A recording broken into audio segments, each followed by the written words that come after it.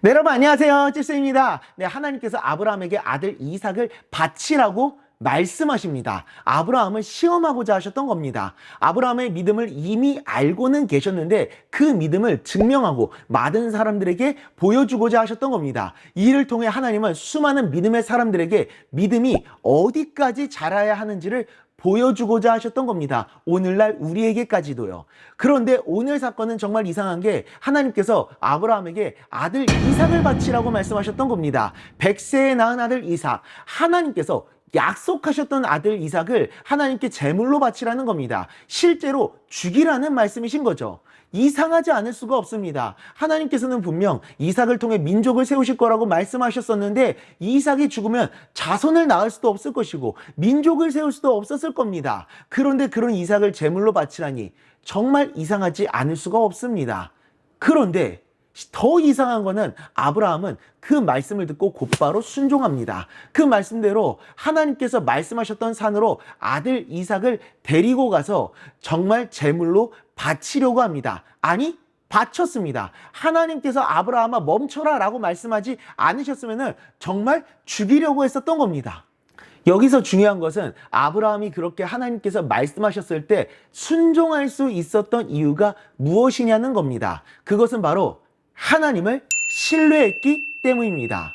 하나님께서 아무런 계획도 없이 이렇게 말씀하셨을 리가 없어. 하나님께서 이렇게 말씀하셨다면 분명한 이유가 있었을 거야 라는 믿음을 가지고 있었던 거죠. 거기에 하나님께서는 절대 사람을 제물로 바치기를 원치 않으시고 그것을 절대적으로 금지하고 계십니다. 그런 하나님의 마음을 아브라함도 알았기 때문에 분명 다른 계획과 이유가 있을 거라고 믿고 있었던 겁니다. 그래서 아브라함은 이삭에게 하나님이 친히 준비하시리라 라고 이야기를 했었던 겁니다. 하나님께서 사람들에게 증명해 주고자 하셨던 그리고 척도로 삼고 싶으셨던 모습은 바로 이것입니다. 하나님을 신뢰하는 것. 우리가 바라보아야 할 신앙의 목표치가 바로 이것인 겁니다.